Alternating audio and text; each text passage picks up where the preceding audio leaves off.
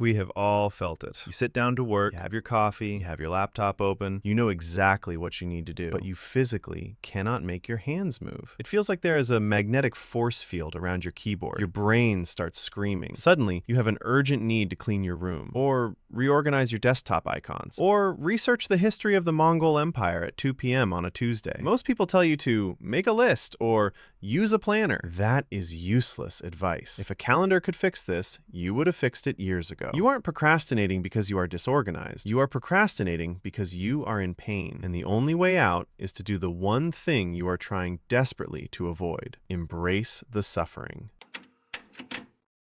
Let's look at the science, specifically the work of Dr. Tim Pitchell from Carleton University. He spent decades studying why we delay things. His conclusion? Procrastination is not a time management problem. It is an emotion regulation problem. When you look at a big, scary task, like writing a thesis or editing a video, your brain's limbic system, the lizard brain, perceives it as a threat. Not a physical threat, like a bear, an emotional threat. It fears failure. It fears boredom. It fears feeling stupid. So, your brain hits the eject button.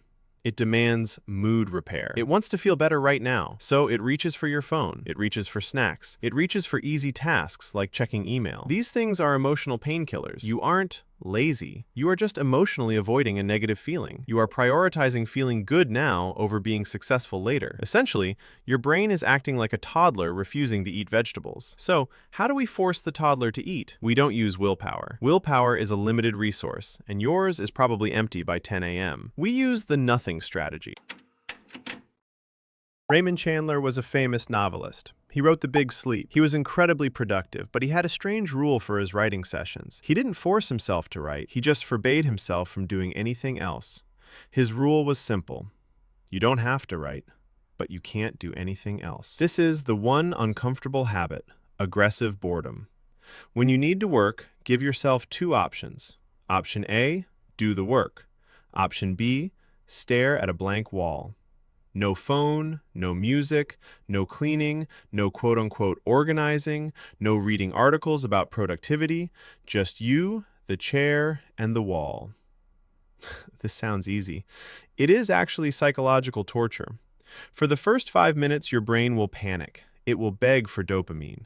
It will remind you of every awkward thing you said in high school. It will try to convince you that checking your email is, quote, productive. Do not give in. Sit in the silence. Sit in the boredom. Here is the physics of why this works. Your brain is wired to follow the path of least resistance. Normally, the equation looks like this. Work equals high pain. Phone equals high pleasure. Result equals you choose the phone.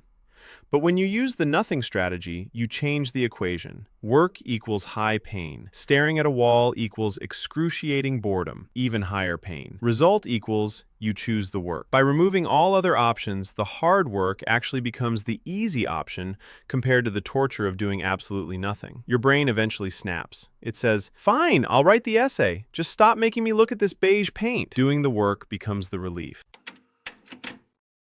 The biggest enemy of this habit is productive procrastination. This is when you avoid doing the main thing by doing side quests. You clean the kitchen, you answer emails, you research new camera gear. You tell yourself you are working.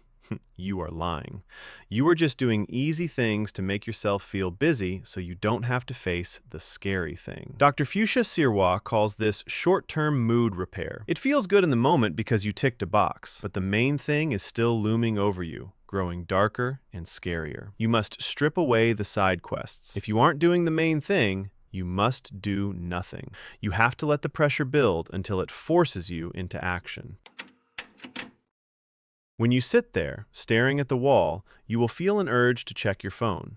It will feel like an itch in your brain. Psychologists call the technique to handle this urge surfing. Most people think they have to fight the urge. They grit their teeth. That takes energy. Instead, just watch the urge. Notice it. Say to yourself, I really want to check Instagram right now. I feel an itch in my chest. Don't judge it. Don't fight it. Just let it sit there.